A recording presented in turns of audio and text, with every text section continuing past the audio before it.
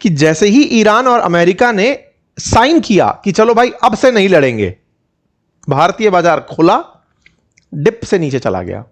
भारतीय बाजार खुलते ही नीचे जाना बहुत से लोगों को समझ नहीं आया। 11 बजे तक के हालात ऐसे कि बाजार गिरा क्यों, आज के सेशन में जिक्र करेंगे इस बात का, क्योंकि जहां एक और ट्रेड डील से बाजार के अंदर सकारात्मकता बनी हुई थी, बीते 4 दिनों से जब से यह बात निकल कर आई है कि 19 तारीख को ये लोग समझौता करेंगे, बाजार चढ़े जा रहा था। लेकिन जब आप साइन करने आते हैं और बाजार गिर जाता है तो थोड़ा समझ में नहीं आता कि ये क्यों बाजार ऐसा रिएक्ट कर रहा है, कौन सा ऐसा कारक है जो आप और हम नहीं समझ पाए।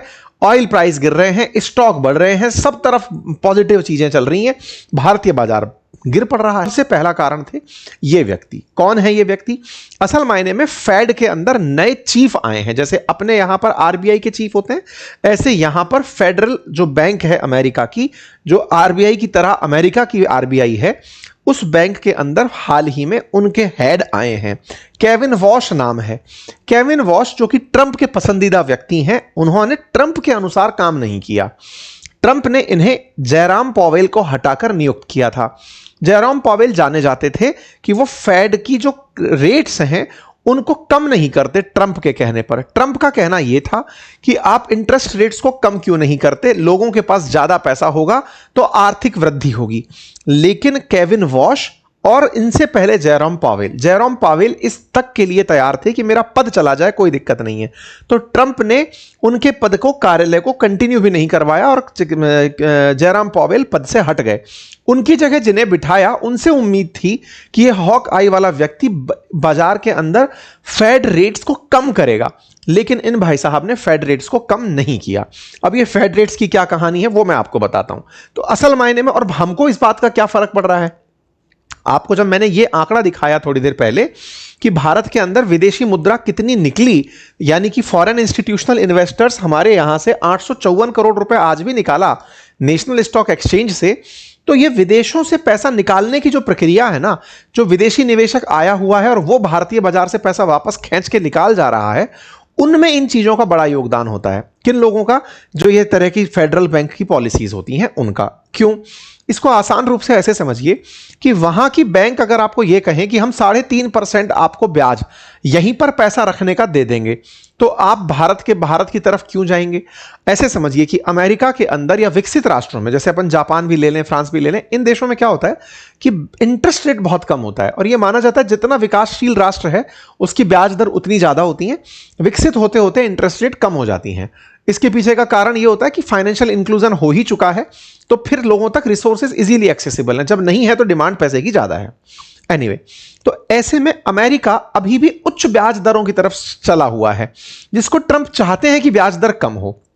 ब्याज दर जब खुद बैंक ज्यादा दे रही हैं तो लोग बाहर निवेश करने से बचते हैं और वो अपने ही बाजार में पैसा लगा के रखते हैं, इवन बैंकों में पैसा जमा करा के रखते हैं। दूसरा, बैंक से उधार लेके, जैसे भारतीय बाजार कहा जाता था कि एवरेज 8 से 10% तो रिटर्न दे ही देता है, लेकिन पिछले दिनों में जिस तरह से बाजार का असर हुआ तो विदेशी निवेशक में यह रहा कि एक तो रिटर्न नहीं आ रहा, दूसरा अगर हम अपने जेब से पैसा भारतीय बाजार में लगा भी दिए तो यहां पर 3.5-4% का ब्याज कौन चुकाएगा।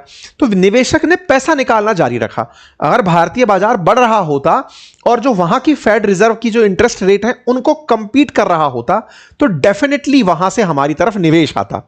लेकिन अब आपका बाजार परफॉर्म नहीं कर पा रहा है, इस बीच में आप इंटरेस्ट रेट और बढ़ा दे रहे हो या फिर उतनी ही कंटिन्यू रख रहे हो जिसको घटाने के लिए ट्रंप जिद कर रहे थे, तो वह बाजार नीचे चला गया। तो बाजार नीचे जाने के पीछे का जो असल लॉजिक होता है वो विदेशी निवेशक का, मतलब आज के दिन जो रीजन था वो यही था कि विदेशी निवेशक को पैसा मुश्किल से मिल रहा था। मतलब अगर रेट चेंज नहीं हुई है इसका मतलब अभी भी वो वेट एंड वॉच कर रहे हैं।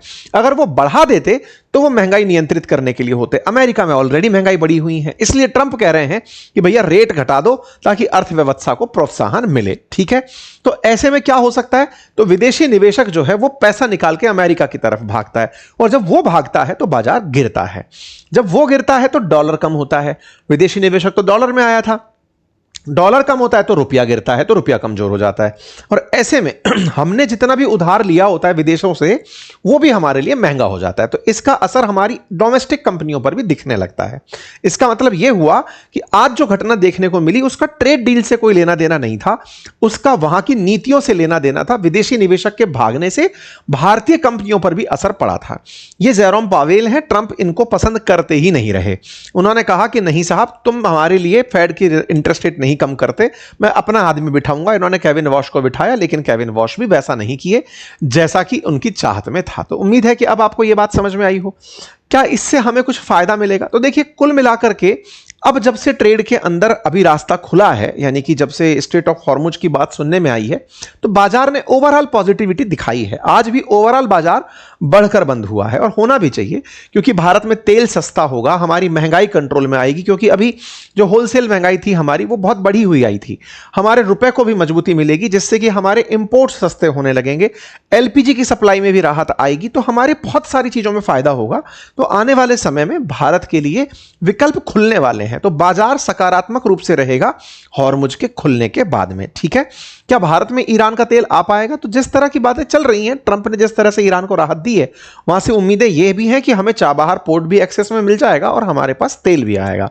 और अगर चाबहार पोर्ट हमारे लिए खुलता है, तो हमारे लिए अफगानिस्तान का रास्ता खुलता है, रशिया जाने का रास्ता खुलता है।